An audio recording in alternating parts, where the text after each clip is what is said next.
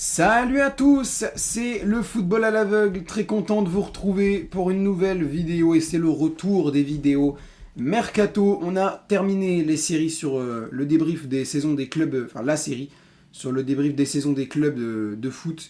On a fait Lille, on a fait Paris, on a fait Guingamp, bref on a fait plein de clubs.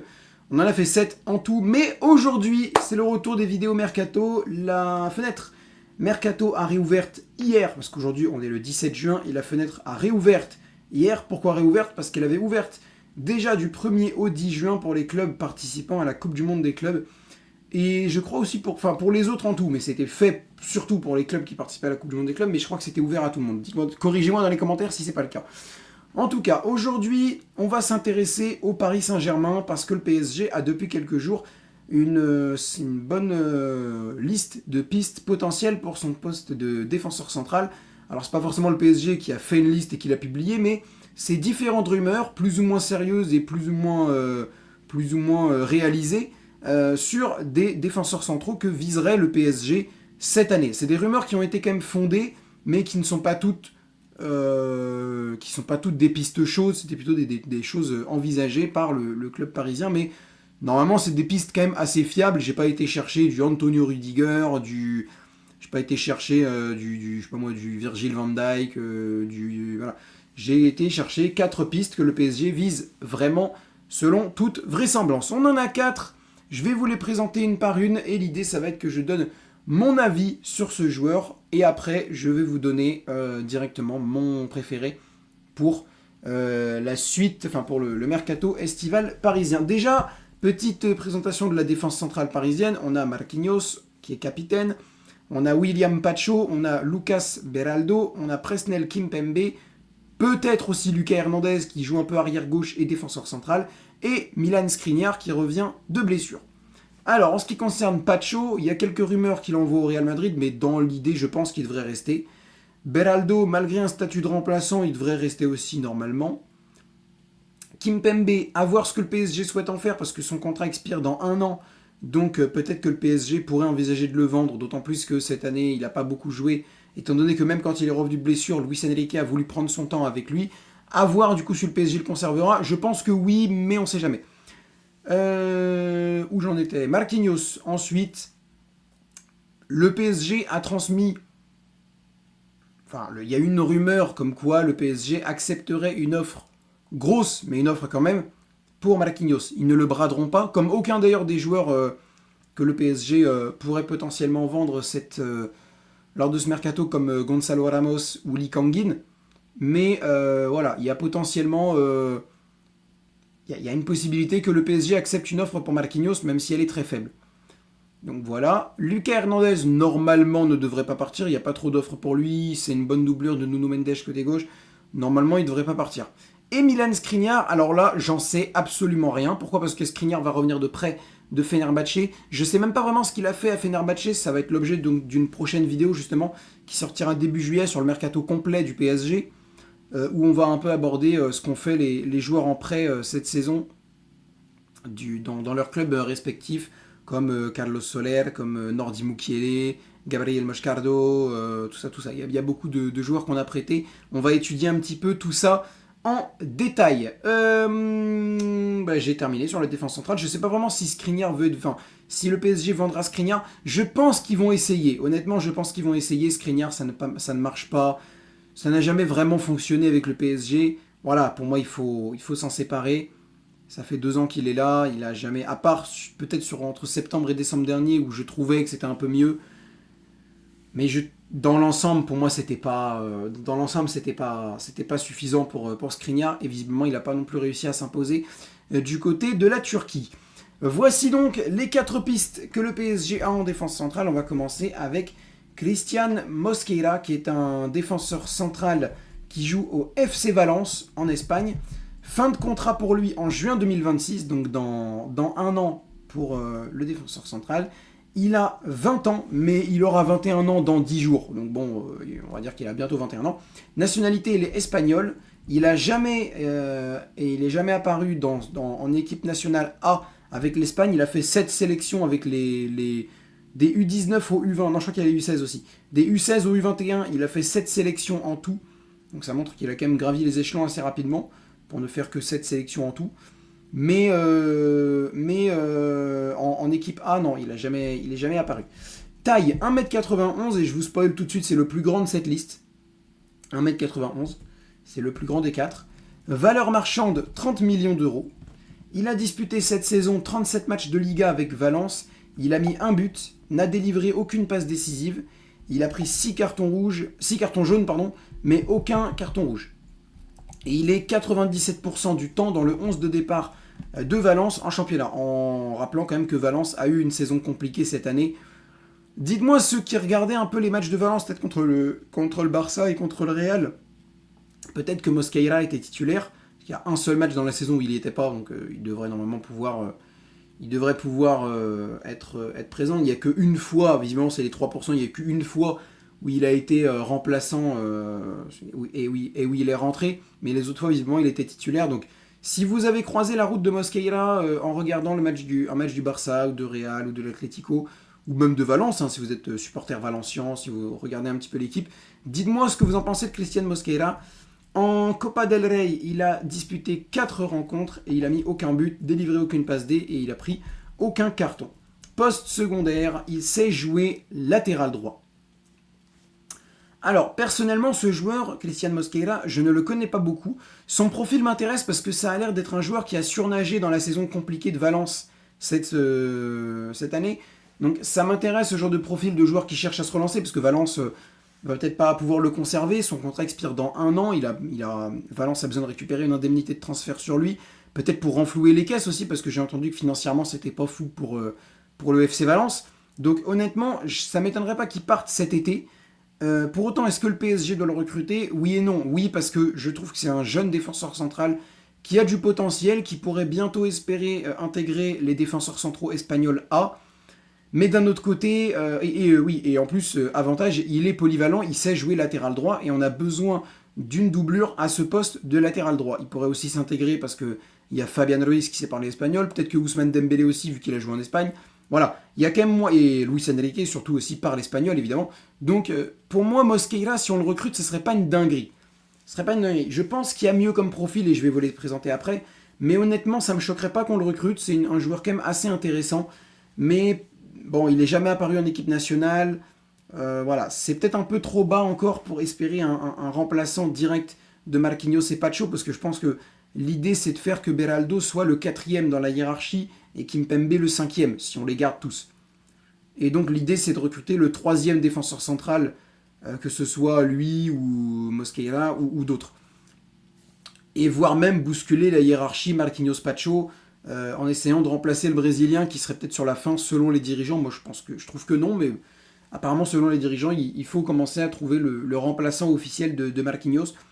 Après ça oui, ça je suis d'accord, commencer à trouver le remplaçant officiel de Marquinhos, ça je suis d'accord, mais de là à vouloir s'en débarrasser dès cet été, même s'ils vont pas le brader, mais ils envisagent quand même de le faire, et ça moi je comprends pas. Je l'ai dit déjà dans la vidéo que j'ai fait avec Benjamin Iliès pour parler de la saison parisienne, je ne comprends pas comment tu peux envisager de te séparer de ton joueur d'expérience, celui qui est là depuis 12 ans. Pour moi, il doit finir sa carrière au PSG. Si lui le veut, alors on doit finir sa carrière, finir avec lui. Je suis désolé, pour moi, c'est primordial. Donc voilà, pour Christian Mosqueira, dites-moi ce que vous en pensez dans les commentaires de ce défenseur central espoir espagnol. D'ailleurs, je crois qu'il est en Euro U21 actuellement, d'ailleurs. Il est à l'Euro U21 actuellement. Donc peut-être que si la France croise la route de l'Espagne, on pourrait le voir à l'œuvre, Mosqueira. S'il y en a qui regardent les matchs de l'Espagne en Euro U21, dites-moi un petit peu comment il se débrouille, le jeune Mosqueira. Deuxième joueur, oui, et pour Mosqueira, il n'y a aucun contact pour le moment, visiblement. C'est vraiment juste une piste comme ça, mais il n'y a pas de contact établi. Deuxième joueur, il s'appelle Ilya Zabarny. Son club, c'est Bournemouth, qui vient de récupérer un défenseur, bon, un latéral gauche, Adrien Truffert, en provenance de Rennes, mais voilà. Et ils ont besoin de récupérer de l'indemnité de transfert. Fin de contrat pour lui en juin 2029, donc c'est quand même dans 4 ans, donc c'est pas pour tout de suite. Zabarny a dû prolonger assez récemment, je pense. Son âge, il a 22 ans, mais il va sur ses 23 ans lui aussi. Alors lui, c'est en septembre, donc on a le temps. Comparé à Mosqueira, c'est dans 10 jours, mais pour Ilya Zabarny, c'est début septembre. Donc on a le temps, mais il va aussi sur ses 23 ans. Lui, il va sur ses 23 ans. Nationalité, il est ukrainien. Il a disputé 49 rencontres. Enfin, il a été 49 fois sélectionné en équipe nationale ukrainienne A. Et il a inscrit 3 buts déjà. Donc pour un défenseur central, c'est plutôt intéressant. Sa taille, il fait 1m89. Ça reste dans les eaux de Mosqueira et c'est 1m91. C'est juste 2 cm de moins. Valeur marchande 42 millions. Spoiler, c'est le plus cher de la liste. 36 matchs de première ligue disputés, aucun but mais une passe décisive, 4 cartons jaunes et 1 carton rouge, 92% du temps dans le 11 de départ de Bournemouth en première ligue, 3 matchs disputés en fake-up, aucun but, ni passe D ou carton. Poste secondaire, il en a aucun. Et pour vous dire, c'est le dossier où les discussions sont les plus avancées. Le PSG a, je crois, déjà un accord contractuel avec Ilya Zabarny. Lui, il veut absolument venir au PSG. Bournemouth n'est pas contre son départ parce que, comme je vous disais, ils ont besoin d'indemnité après avoir récupéré Truffert.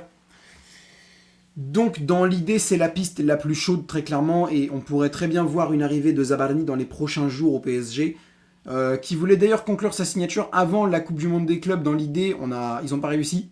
Mais l'idée c'était de faire ça, c'était de signer le défenseur central ukrainien avant que la Coupe du Monde des clubs ne commence.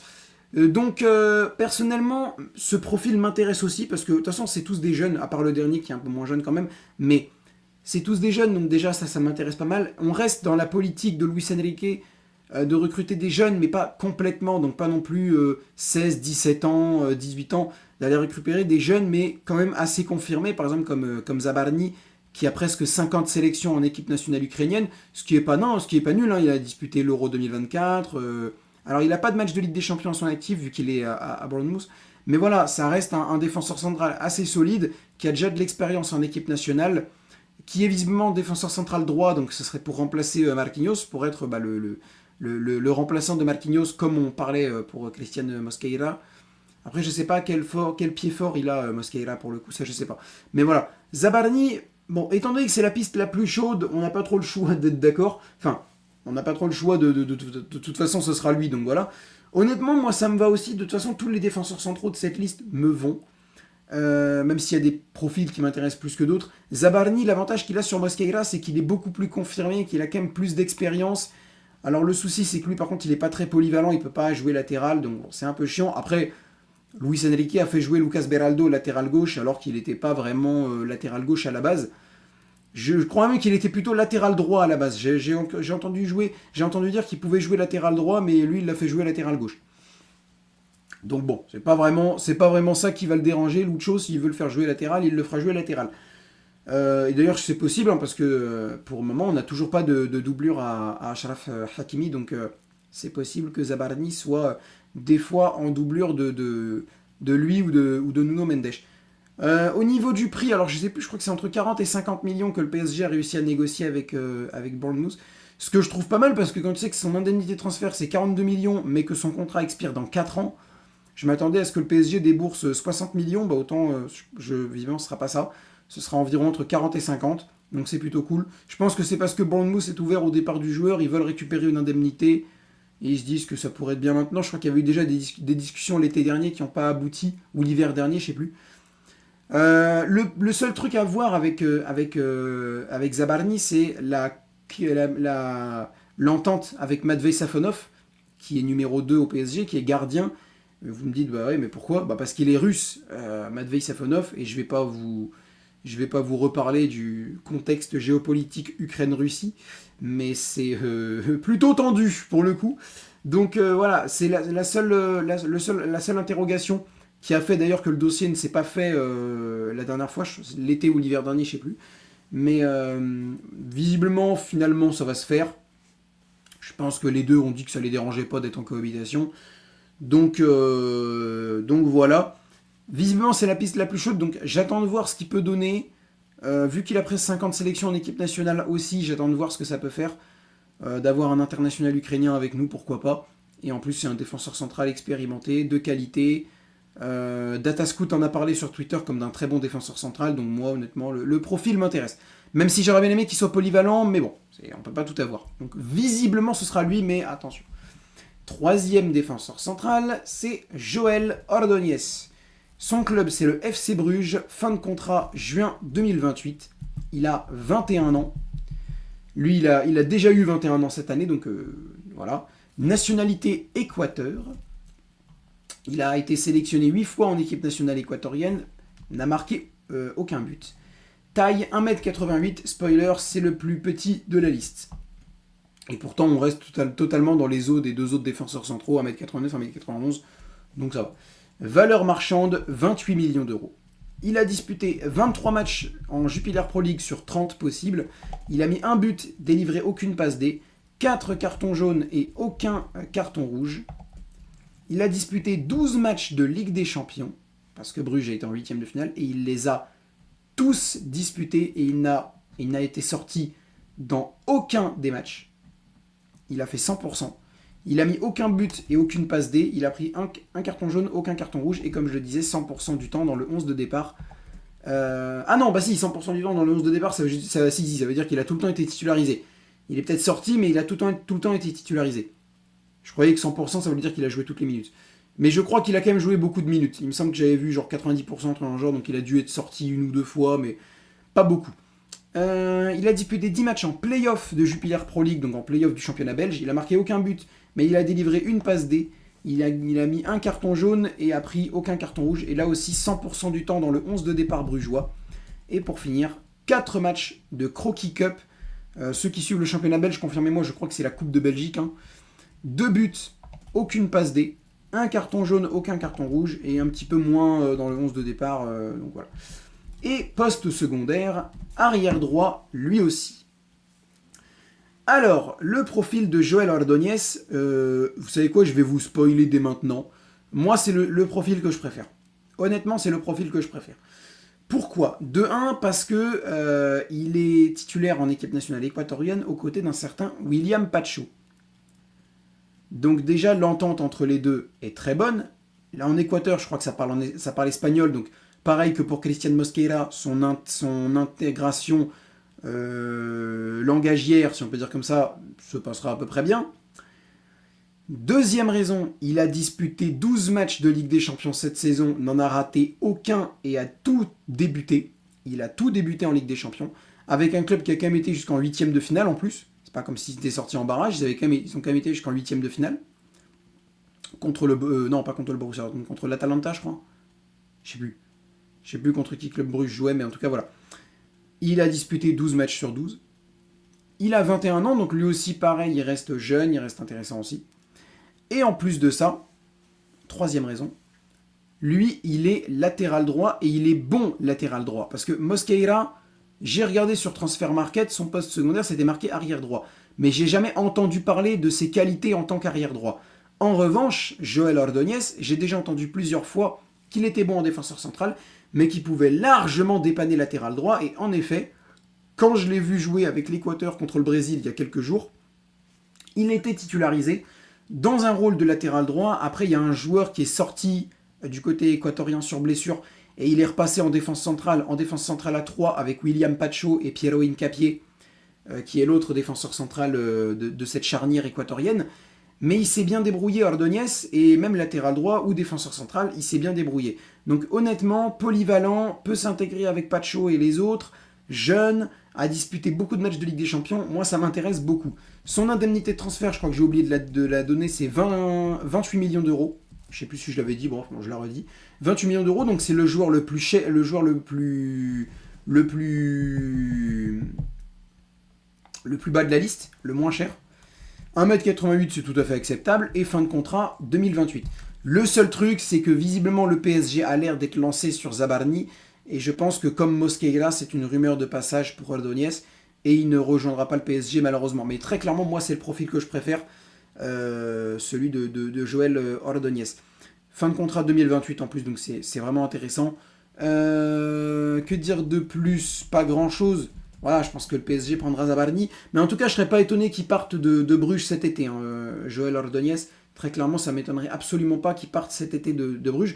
Après, si le PSG se met à vendre Kimpembe, Marquinhos, bon, on va pas parler de malheur, mais Marquinhos ou Pacho, peut-être que là, on récupérera Ordóñez. Mais pour moi, ce serait débile de vendre Pacho et de récupérer Ordóñez. Pour moi, il faut associer les deux.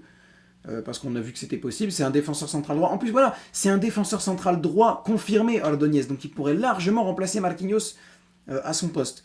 Donc honnêtement, pour moi, Ordóñez, c'est le profil parfait. Dites-moi ce que vous en pensez, mais pour moi, c'est le profil parfait. Après, je ne l'ai jamais vu jouer cette saison en championnat, enfin avec son club. Je l'ai juste vu jouer une fois avec l'Équateur en match contre le Brésil pour la qualif Coupe du Monde il y a quelques jours. Et sinon, j'en ai entendu parler, mais je ne l'ai jamais vu jouer en club. Donc voilà, s'il y en a qui suivent le championnat belge et qui l'ont vu et qui ne trouvent pas ça ouf, dites-moi. Mais moi, personnellement, au vu du profil et de ce que j'ai vu contre le Brésil il y a quelques jours, c'est très intéressant. Voilà pour Joël Ordóñez. Dites-moi dans les commentaires lequel vous préférez entre les trois. Et pour terminer, nous avons la piste la plus récente, celle menant à Kim Min-jae. Club Bayern Munich, fin de contrat, ça expire en juin 2028 lui aussi, c'est pas étonnant parce qu'il vient d'être transféré. Il a 28 ans, il va sur ses 29 ans bientôt, je crois que c'est en novembre, enfin je sais plus. Nationalité, il est sud-coréen, donc pour l'intégration avec Lee Kang-in ça pourrait être intéressant, mais on ne sait pas si Lee Kang-in va rester. Il a, ça c'est le plus gros total des 4 pistes qu'on a, 69 sélections en équipe nationale sud-coréenne. Après c'est logique vu son statut de l'un des meilleurs défenseurs centraux du monde et en plus de ça... il a 28 ans, donc ça ne me surprend pas qu'il soit en Corée du Sud. Et il a marqué 4 buts. Taille 1m90. Si on veut les classer par taille, c'est pas compliqué. Ordóñez plus petit. Ensuite, on a Zabarni. Ensuite, on a Kim Min-jae. Et pour finir, on a Mosqueira. Voilà pour les classer par taille. Donc Kim Min-jae fait 1m90. Valeur marchande 40 millions. Un tout petit peu moins que Ilya Zabarni. Cette saison, il a disputé 27 matchs de Bundesliga sur 34 possibles. Il a mis 2 buts, mais n'a délivré aucune passe D. Il a pris 2 cartons jaunes, aucun carton rouge. 13 matchs de Ligue des Champions, un de plus que Ordóñez. Il a mis 1 but, n'a mis aucune passe D, a pris 2 cartons jaunes, aucun carton rouge, et a commencé 93% du temps titulaire dans le 11 de départ bavarois. Il a 3 matchs à son actif en DFB Pokal, en coupe en coupe allemande, en coupe d'Allemagne. Aucun but, aucune passe D et aucun carton jaune non plus. Et pour finir, poste secondaire, aucun. Voilà donc pour la présentation de Kim Min-jae, la dernière piste parisienne.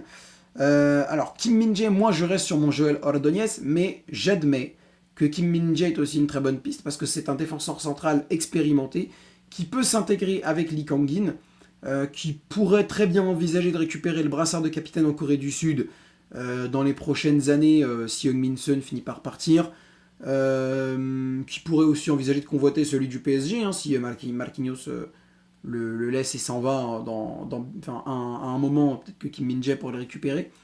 Il a 28 ans, donc il est expérimenté, il a beaucoup de sélections en équipe nationale sud-coréenne. Cette saison, là c'est un petit peu plus compliqué parce que alors, il a disputé 13 matchs de Ligue des Champions avec le Bayern Munich, donc ça c'est une bonne chose. Le Bayern s'est arrêté en quart, si je ne me trompe pas. En Bundesliga et en Coupe d'Allemagne, ça a été plutôt intéressant aussi, même si le Bayern a été éliminé assez rapidement de la DFB Pokal, donc le fait qu'il ait disputé que 3 matchs, c'est normal, c'est explicable.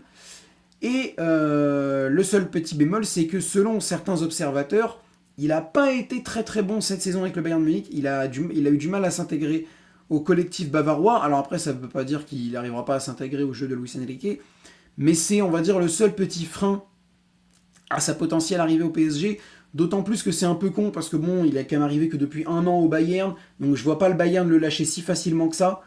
Nous, on a des pistes plus jeunes, et honnêtement, c'est con, parce que je dis qu'il faut de l'expérience dans cette équipe, mais personnellement, pour la défense centrale, je verrais quand même bien d'un bon oeil l'arrivée d'un des 3 jeunes que j'ai cités avant, Mosqueira, Zabarni et Ordóñez.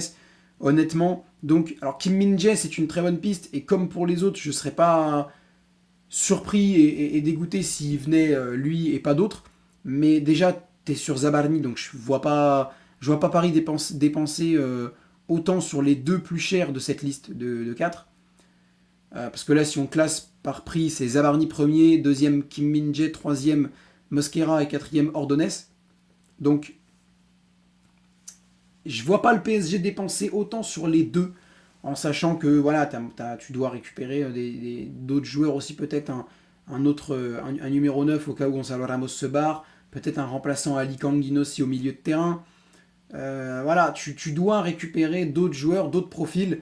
Donc, deux défenseurs centraux, ça me semble bizarre. Après, moi, si on recrute Zabarni et Ordonez, pour moi, c'est le meilleur compromis. Tu récupères Zabarni, qui a quand même pas mal d'expérience en équipe nationale ukrainienne et qui pourrait apporter de la solidité tout de suite. Et tu récupères Joël Ordonez. Comme ça, tu fais de lui ton autre remplaçant, surtout si tu vends Kimpembe.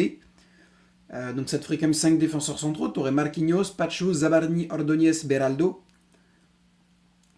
Et tu pourrais même le former Joël au poste de latéral droit. Donc honnêtement, pour moi, c'est le meilleur compromis. Tu récupères Ilia et Joël et je pense que t'es bien. Maintenant, voilà, Kim Min-jae ou Christian Mosquera, ça me semble pas impossible non plus. Et ça me semble pas complètement délirant de recruter l'un des quatre et pas les autres. Ça, c'est une certitude. Voilà. Mais moi, honnêtement, mon meilleur choix se porterait même pas sur Zabarni. Honnêtement, là, si le PSG n'était pas déjà bien embarqué sur le dossier Zabarni, je pousserais pour Ordonez. Même si là, je pense que c'est mort, je sais pas. Mais en tout cas, Zabarni va arriver, ça c'est sûr. Zabarni va arriver, ça c'est sûr. Maintenant, est-ce que Ordonez le suivrait peut-être en cas de vente de Kimpembe ou de Skriniar? Peut-être. Peut-être. C'est possible. Parce qu'on envisageait, je crois qu'il y en a, ça envisageait de vendre Kimpembe ou de l'envoyer en prêt pour qu'il s'aguerrisse un peu dans un club de bas de tableau Ligue 1 ou dans un club de Ligue 2 ou dans un club étranger aussi d'ailleurs, c'est possible. Donc voilà, ça m'étonnerait pas qu'on recrute un autre défenseur central s'il y a des départs, mais je pense que Ilia Zabarni sera la recrue principale du PSG. Je ferai pas de vidéo, je pense, en cas d'arrivée de Zabarni, ça me semble pas nécessaire parce que j'ai déjà dit, sans répéter ce que j'ai déjà dit, je vais voir. Je verrai bien si ça se fait, suivant pour quel montant, comment machin. Je verrai peut-être pour faire une vidéo dessus. On verra bien. Mais en tout cas, voilà ce que j'avais à dire sur les 4 défenseurs centraux du PSG que visent les Parisiens. Mon favori à moi, c'est Joël Ordonez. Mais dites-moi dans les commentaires lequel est votre favori. N'hésitez pas aussi à liker cette vidéo si elle vous a plu, à la partager sur les réseaux sociaux, sur Insta, sur TikTok, sur Twitter, sur Facebook, sur Tinder, si vous voulez. N'hésitez pas, un peu partout. N'hésitez pas à vous abonner en activant la cloche des notifications pour ne manquer aucune des prochaines vidéos. Et n'hésitez pas, comme je le disais, à commenter la vidéo pour me donner votre avis sur les 4 défenseurs centraux. S'il y en a un que vous connaissez un peu plus que les autres, n'hésitez pas à m'en parler en plus de lui. Voilà, fin de la vidéo. Merci à tous de m'avoir suivi. Rendez-vous demain, ça dépend quand vous regardez la vidéo, si vous la regardez aujourd'hui. Rendez-vous demain, mercredi, pour Manchester City, Wydad Casablanca, en live commentaire. Et pour le live suivant, ça va être à vous de décider. Fin du sondage, jeudi matin à 8h. Ouais, ou un petit peu plus tard, ça dépend, ça dépend quand je me réveille. On va dire jeudi midi. Comme ça, moi, je suis sûr d'être réveillé. Parce qu'avec la Coupe du Monde des clubs, en ce moment, je regarde des matchs assez tard. Donc, à voir. En tout cas, salut à tous et à bientôt.